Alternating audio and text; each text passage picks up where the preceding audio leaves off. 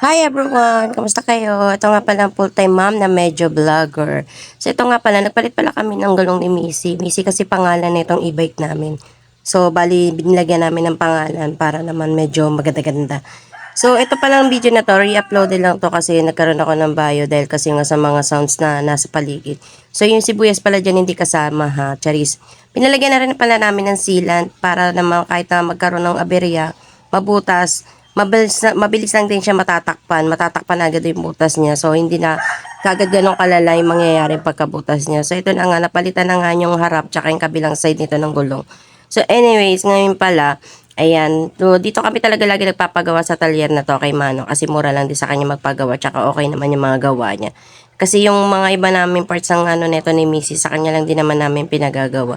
Tapos nilinisan na rin namin si Missy. So, dalawa kami ng anak ko. Tatlo kami nung naglilinis nito. Sabi ko, i-content ko na lang para naman may content ako.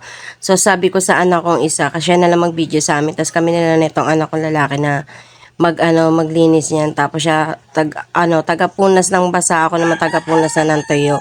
So, ayan, pati mga upuan dyan, yung mga sulok-sulok, yan, inayos ko na rin, pinagpupunas-punasan ko na rin dyan. So, pati yung ano pala niya, yung takip niya, pinunasan ko na rin kasi sabi ko sa anak ko, ayusin yung video, baka makita naman yung may sumilip naman bigla dyan sa dibdib ko, kaya inano ko na lang, sabi ko.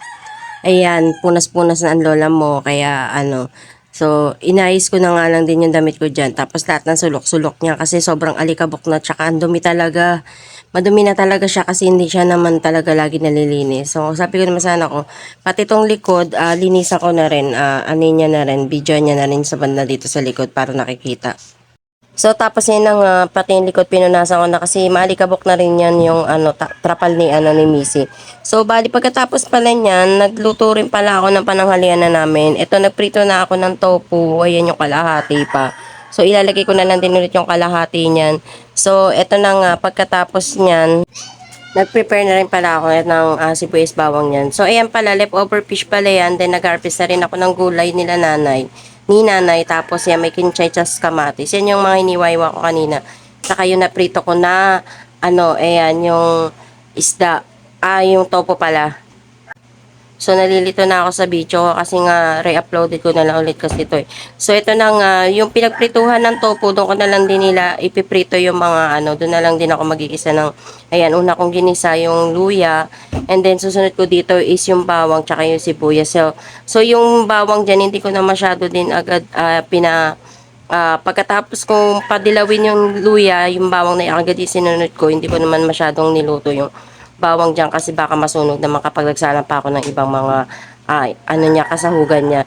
Ayan, ito na nga yung bawang nilagay ko dyan, and then sinunod ko na dyan is yung sibuyas. Ayan na nga.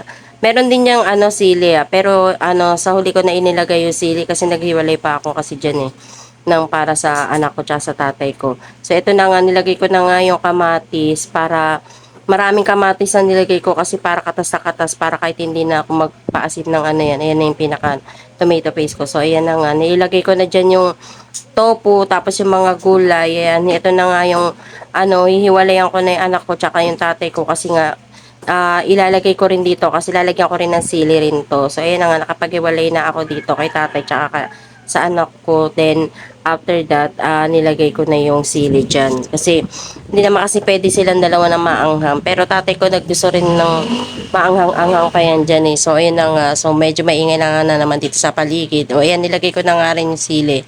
Tapos, pinakuluan ko lang yan ng onte. And then, tinakpan ko. Tapos, yun na, nakatapos na magluto. Kakain na kami. So, yun lang po. Maraming salamat po. Sana po hindi po kayo magsawa sa mga vlog ko. At sana po tapusin po ninyo yung video. And wag nyo po i-skip yung mga ads. Yun lang po. Salamat po. Bye-bye.